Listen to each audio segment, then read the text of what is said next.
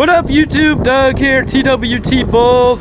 So if you're ever wondering what middle-aged guys with wife and kids and busy jobs do on our lunch breaks, we battle Atlanta traffic and come meet up to show off our Frenchies.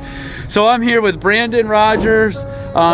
He created Tugline. He's also owner of Instagram's Instabullygram.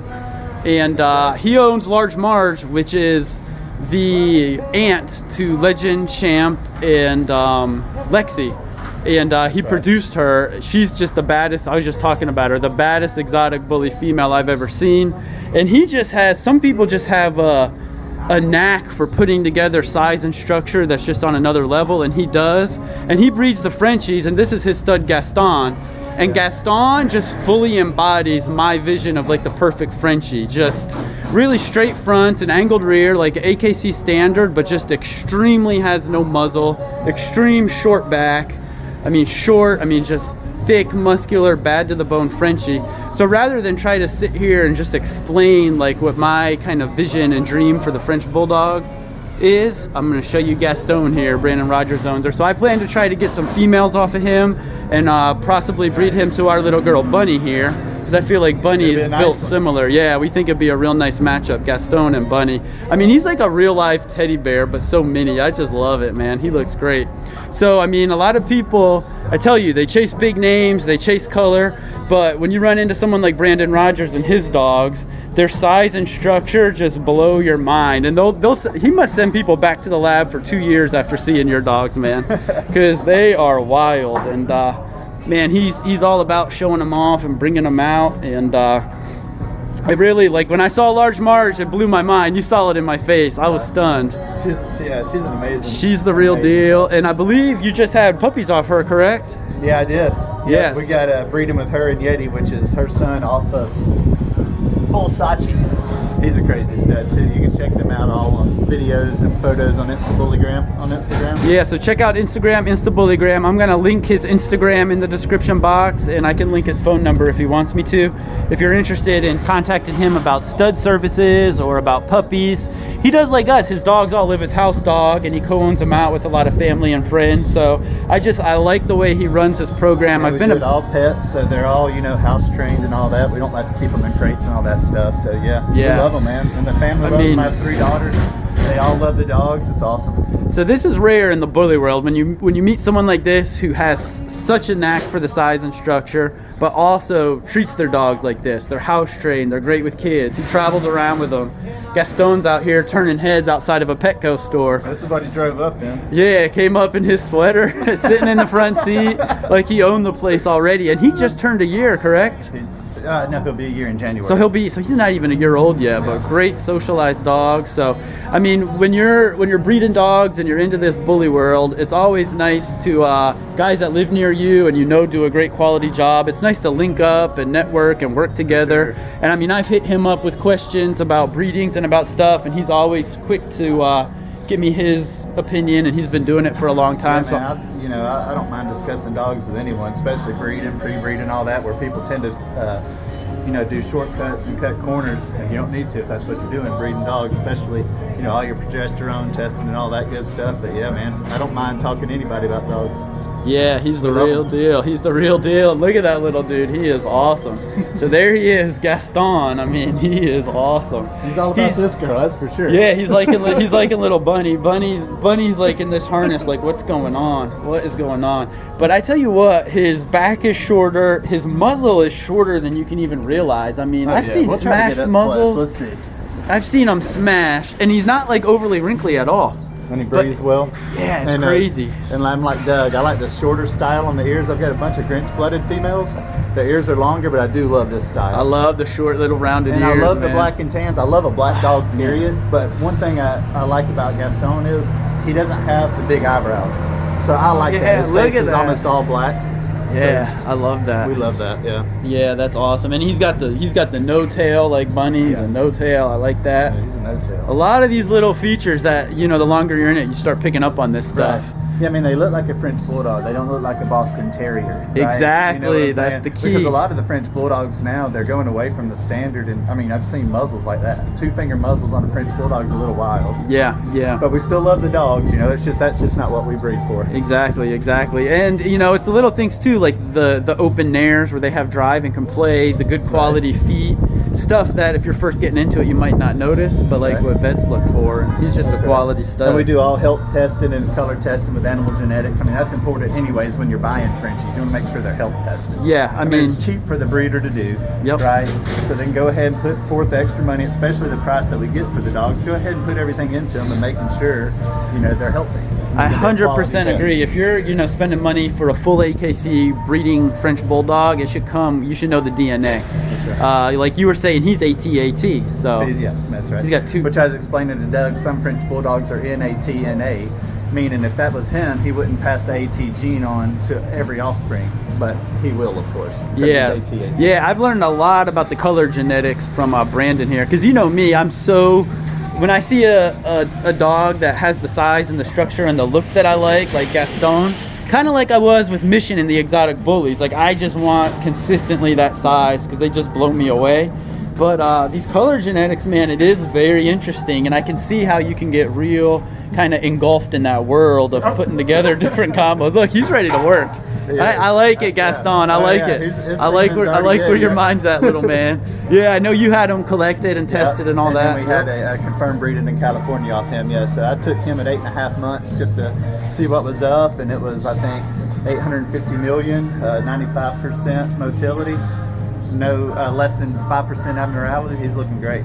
Man, he is bad to the bone. So you guys will see us in 2021, 2022 at TWT Bulls. I mean, Gaston is kind of our ideal, like the look, the size that we're chasing. So you'll see a lot of him incorporated in our program, and I really appreciate Brandon for driving, for meeting me out here. No problem, man. I thank you so much. It's a lot of fun, and it's cold out here today. Yeah, it's real chilly out here in Atlanta. So guys, keep an eye on his Instagram. He's got Insta-Bullygram on Instagram. He has a lot of just front to back, thick, muscled up quality dogs, and a lot of his family and friends have females. So if you're really looking for a quality puppy and you hit him up, he can typically, you know, he's real good at figuring out what you're looking for and finding a good fit for you and your family. So definitely hit him up. He's the real deal. Y'all stay safe out there.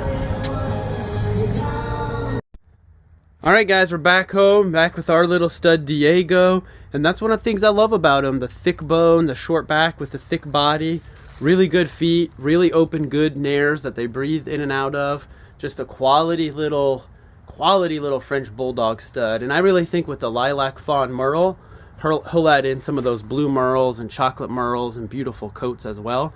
With the lilac fawn, it's hard to see the merle pattern on his back, but he definitely has it.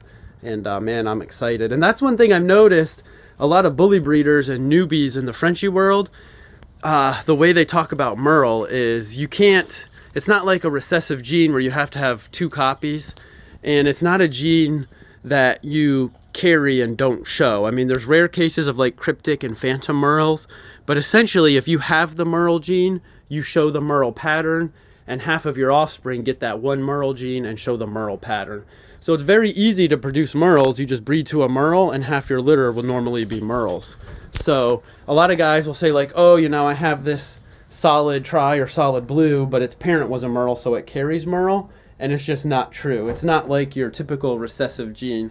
It's such a dominant gene like a brindle, where if you have 1 copy of merle, you're going to show it. So if you get up close here, you could see the merling on his back. It's really hard to capture on video, but you can see it good in person. So you can see the different shades of the fawn there from the lilac fawn merle. So just thought I'd go over that with you guys. Just because one of your parents is merle doesn't mean you carry the merle gene. If you carry it, you're going to show it. But that's our little boy Diego. All right, let me take you now and show you the Legend and Pepita pups, because I know you guys want to see these little pups. All right, YouTube, here we are, the 2-week-old update on the Legend and Pepita pups. And a lot of you guys have been asking me what I mean, like the way I describe things. So I'm going to start with this big girl here who is going to Texas. Everything's bigger in Texas. And when I talk about bone, I'm talking about the thickness of the leg bone on these puppies. So I mean, her leg bone is thicker than my finger. So with these little exotic bullies, they're small dogs, but they're supposed to have more bone than a pocket or standard American bully, and a lot more bone than a Frenchie. And you can see she's a great example of that massive bone. And that's what Legend's known for. And in person, that massive bone is really a separator of quality in my mind. They should have that massive bone, which this girl definitely has. Another thing I talk about a lot. Another thing I talk about a lot is the short muzzle. So on a lot of puppies, they seem like they're born with very short muzzles, but with these, you could see a little bump and then a rope. That means she's gonna have a crazy smashed muzzle. And if you look at her from the side, you see that? There's like no muzzle there at 2 weeks old. Now that is a smashed muzzle. And with these exotic bullies, the more short and wide the muzzle, the more valuable. You know, it's just a real exotic, real freaky look.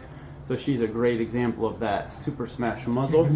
And she is going to Maryland. She's super jacked, and she's going to an aspiring bodybuilder up in Maryland. So I think it's an awesome fit because she's going to be truly a bodybuilder herself.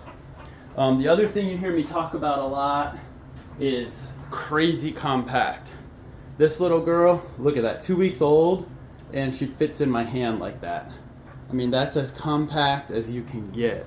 And look at that, eyes opening at 2 weeks on all the pups now. So, I mean, this is definitely probably the smallest, for sure, puppy that we've ever produced. And I had a feeling Pepita would produce that. But, I mean, when I talk about a short back, I mean a short back. And that gives these exotic bullies just an awesome, awesome look. A lot of the pocket and standard American bullies are real muscular, but they started to get the longer backs.